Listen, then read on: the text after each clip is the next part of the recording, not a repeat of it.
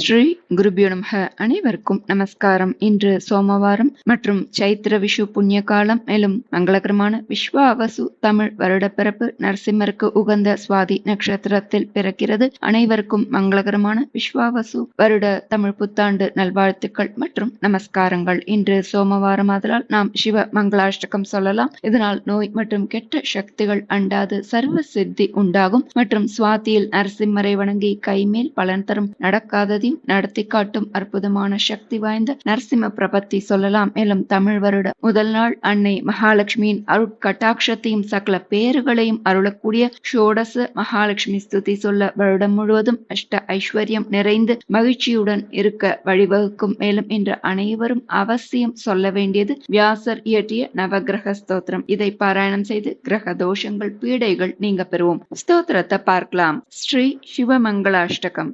பவாய சந்திரசூடாய நிர்குணாய குணாத்மனே காலகாலாய ருத்ராய நீலக்ரீவாய மங்களம் விருஷாரூடாய பீமாய வியாக்ரசர்மாம்பராய ச பசூனாம் பதயே துப்யம் கௌரி காந்தாய மங்களம் பஸ்மோத்தூளிததேகாய வியாழயஜ்ஞோபவீதினே रुद्राक्षमालाभूषाय व्योमकेशाय मङ्गलम् सूर्यचन्द्राग्निनेत्राय नमः कैलासवासिने सच्चिदानन्दरूपाय प्रमथेशाय मङ्गलम् मृत्युञ्जयाय साम्बाय सृष्टिस्थित्यन्तकारिणे त्र्यम्बकाय सुशान्ताय त्रिलोकेशाय मङ्गलम् गङ्गाधराय सोमाय नमो हरिहरात्मने उग्राय त्रिपुरग्नाय वामदेवाय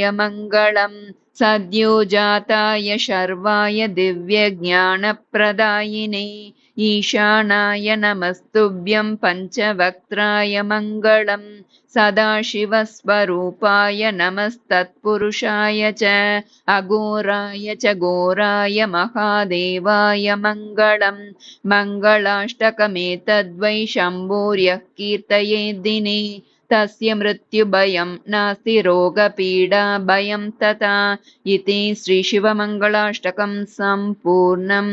श्रीगुरुभ्यो नमः. வேண்டியது நிறைவேற்றும் ஸ்ரீ நரசிம்ம பிரபத்தி.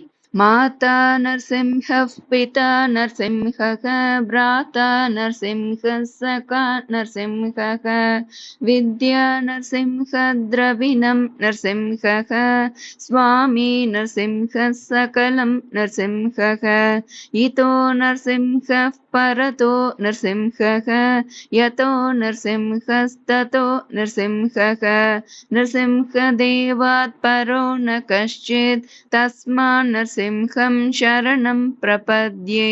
इति श्री नरसिंह प्रपत्ति समाप्ता. நரசிம்ம பிரபத்தி தமிழில்.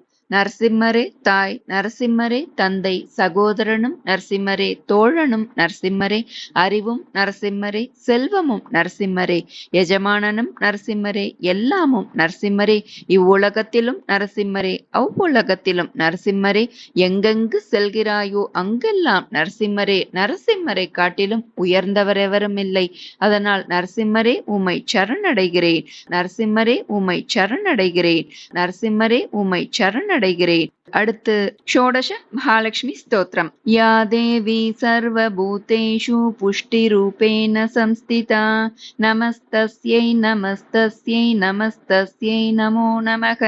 யா தேவி சர்வபூதேஷு க்ஷுதாரூபேண சம்ஸ்திதா நமஸ்தஸ்யை நமஸ்தஸ்யை நமஸ்தஸ்யை நமோ நமக. யா தேவி சர்வபூதேஷு புத்திரூபேண சம்ஸ்திதா நமஸ்தஸ்யை நமஸ்தஸ்யை நமஸ்தஸ்யை நமோ நமக. யா தேவி சர்வபூதேஷு திருதிரூபேண சம்ஸ்திதா நமஸ்தஸ்யை நமஸ்தஸ்யை நமஸ்தஸ்யை நமோ நமக. யா தேவி சர்வபூதேஷு துஷ்டிரூபேண சம்ஸ்திதா நமஸ்தஸ்யை நமஸ்தஸ்யை நமஸ்தஸ்யை நமோ நமக. யா தேவி சர்வபூதேஷு மாத்ருரூபேண சம்ஸ்திதா நமஸ்தஸ்யை नमस्तस्यै नमस्तस्यै नमस्तस्यै नमो नमः। या देवी सर्वभूतेषु दयारूपेण संस्थिता नमस्तस्यै नमस्तस्यै नमस्तस्यै नमो नमः।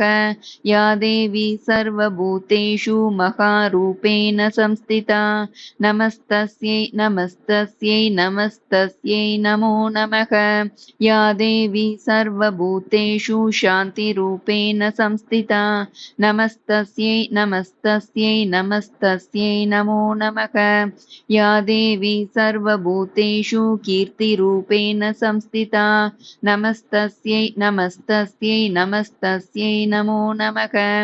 या देवी सर्वभूतेषु छायारूपेण संस्थिता नमस्तस्यै नमस्तस्यै नमस्तस्यै नमो नमः। या देवी सर्वभूतेषु कान्तिरूपेण संस्थिता नमस्तस्यै नमस्तस्यै नमस्तस्यै नमो नमः। या देवी सर्वभूतेषु तृष्णारूपेण संस्थिता नमस्तस्यै नमस्तस्यै नमस्तस्यै नमो नमः। या देवी सर्वभूतेषु क्षान्तिरूपेण संस्थिता नमस्तस्यै नमस्तस्यै नमस्तस्यै नमो नमः। या देवी सर्वभूतेषु विजयरूपेण संस्थिता नमस्तस्यै नमस्तस्यै नमस्तस्यै नमो नमः।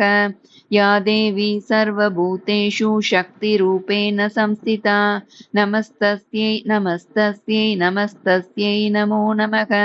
இதில் நமஸ்தஸ்யை நமஸ்தஸ்யை நமஸ்தஸ்யை நமோ நமக என்று சொல்லும் போதெல்லாம் நமஸ்காரம் செய்வது விசேஷ பலன் தரும். அடுத்து நவக்கிரக ஸ்தோத்திரம்.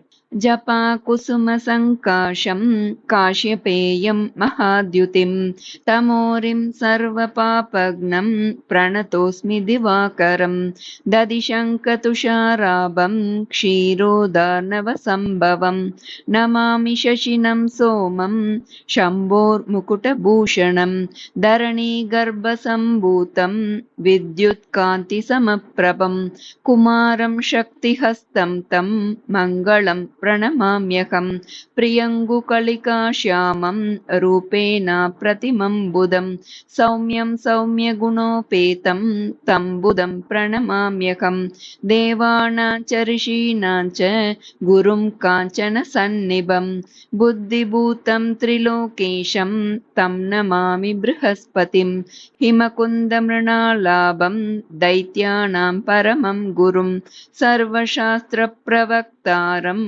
பார்கவம் பிரணமாம்யகம் நீலாஞ்சனசமாபாசம் ரவிபுத்திரம் யமாக்ரஜம் சாயாமார்த்தாண்டசம்பூதம் தம் நமாமி சனைश्चरम् அர்த்தகாயம் மகாவீர்யம் சந்திராதித்யவிமர்தனம் சிம்ஹிகா கர்ப்பசம்பூதம் தம் ராகும் பிரணமாம்யகம் பலாஷபுஷ்பசங்காஷம் தாரகாகிரகமஸ்தகம் ரௌத்ரம் ரௌத்ராத்மகம் கோரம் தம் கேத்தும் பிரணமாம்யகம் இதி व्यासमुखोद्गीतं यः पठेत् सुसमाहितः दिवा वा यदि वा रात्रौ विघ्नशान्तिर्भविष्यति नरनारी नृपाणां च भवेद्दुःस्वप्ननाशनम् ऐश्वर्यमतुलं तेषाम् आरोग्यं पुष्टिवर्धनं ग्रहनक्षत्रजाः पीठास्तस्कराग्निसमुद्भवाः